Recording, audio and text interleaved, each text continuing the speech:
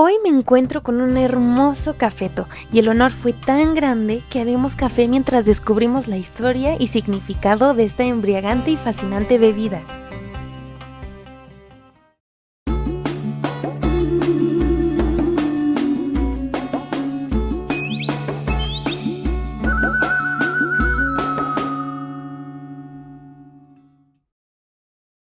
Tan famosa ha sido esta bebida que se cuenta que cuando Mahoma enfermó, el arcángel Gabriel inventó esta bebida para devolverle la salud. La historia de este grano comienza en Kaffa, provincia de Etiopía, África, con una historia simpática y cabras emocionadas. La leyenda cuenta que un pastor llamado Caldi se sorprendió por el extraño comportamiento entusiasta de sus cabras y probó los granos del arbusto que su rebaño mordisqueaba. El pastor se sintió tan bien y con energía que salió corriendo a proclamar al mundo su felicísimo descubrimiento. Y así es como le llamaron Kawa a la planta de bayas rojas en cuyo interior se esconden 2 almendras, aunque ya es llamado de distintas formas en todo el mundo. Posteriormente, el mundo árabe lo descubrió y se regocijó tanto en sus sabores y sus poderes energéticos. Como la semilla del café tenía la propiedad de quitar el sueño y el entorpecimiento, volviendo el cuerpo ligero y vital, los habitantes de las ciudades tomaron café para dedicarse mejor a sus estudios y trabajos. Su uso se esparció en toda la Arabia y por el siglo XV, Oriente y los árabes mantuvieron el monopolio del kahweh, voz que significa estimulante, vendiendo así los granos tostados, haciéndolo imposible de reproducir en otras zonas, al igual que protegiendo los cafetos que tenían. Fue tanto el amor al café que en Estambul los mercaderes árabes fundaron numerosas kahwakhanen, el lugar para beber café, que serían las actuales cafeterías. Y en términos de exportación, los primeros granos salieron del puerto de Moca, en el Yemen, que da nombre a la afamada y apreciada variedad que todos conocemos de café. Después, el café llegó finalmente a tierras europeas en 1615 gracias a navegantes venecianos. Y así como ya existían cafeterías en Arabia, abrieron las suyas en Europa. En 1640 se abrió el primer café en Venecia, y a él acudían los marinos para narrar viajes míticos y fantásticas aventuras. Y en Holanda, Lucio Rosselli abrió el Café Italián, en el que ofrecía funciones de magia y predecía el futuro, leyendo el destino en el fondo de las tacitas consumidas. Y como dato muy interesante, al introducir el café en Francia, los franceses lo rechazaron por completo, hasta que en un segundo intento se asimiló en la cultura. Te cuento esta pequeña historia. En 1658, Thevenot, un viajero francés, pretendió introducirlo en Francia, ofreció un banquete en París y al final obsequió a sus invitados el néctar árabe. Pero la bebida no gustó, ni por su aspecto ni por su sabor.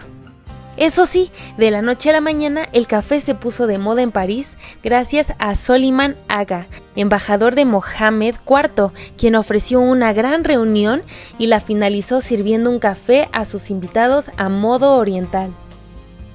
Ahora que el café era amado en toda Europa, como mencioné, los árabes eran los dueños del café en esos momentos y los europeos estaban cansados de pagar un tributo fuerte para este precioso grano. Así que los europeos trataron de cultivar el árbol que lo produce, el cafeto.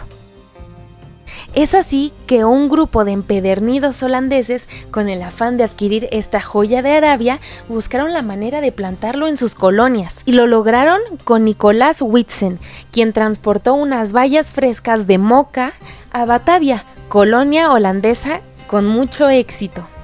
Nadie pudo detener el amor al café, así que también cruzó el mar para llegar a América, y te cuento esta historia que considero preciosa.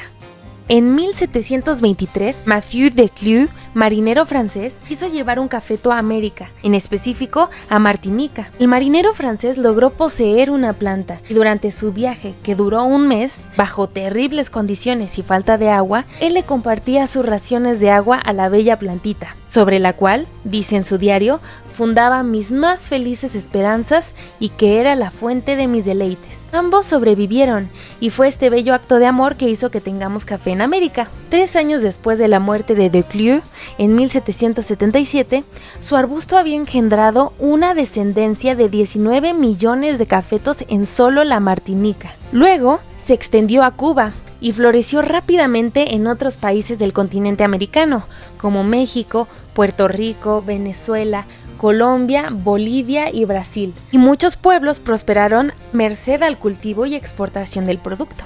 Y pronto apareció el café en Norteamérica. La primera licencia para venderlo le fue otorgada a una mujer, Dorothy Jones, en Boston en 1670. Para 1689 había ya cafés en Boston, Nueva York y Filadelfia.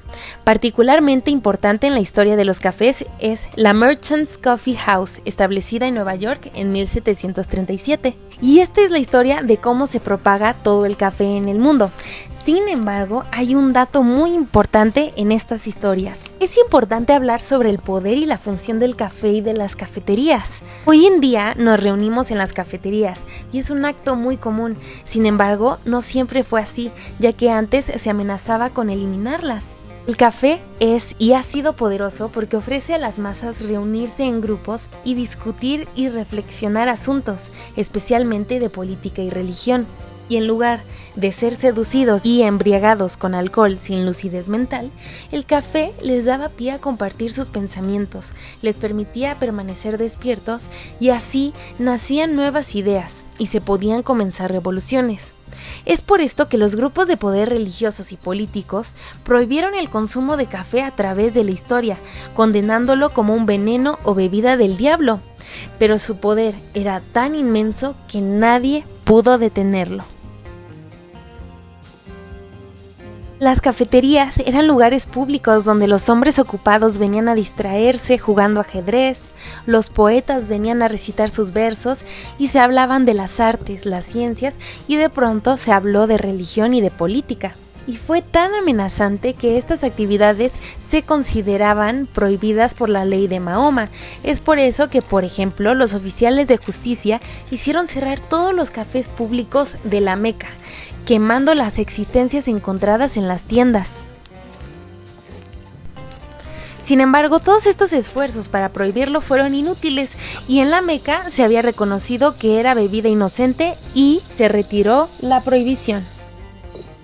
Incluso con la religión cristiana, a pesar de que se le tildaba de bebida del diablo, el Papa Clemente XVIII comentó: "Esta bebida de Satanás es tan deliciosa que es lamentable tenerla reservada para los infieles".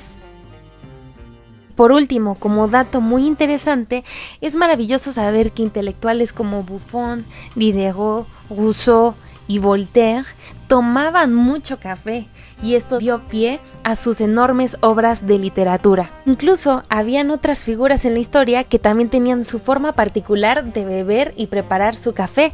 Por ejemplo, Beethoven empleaba exactamente 60 gramos para cada taza y Balzac escribió muchas páginas tratando de aclarar y resolver si es mejor aplastar los granos con un mortero o desmenuzarlos en un molinillo.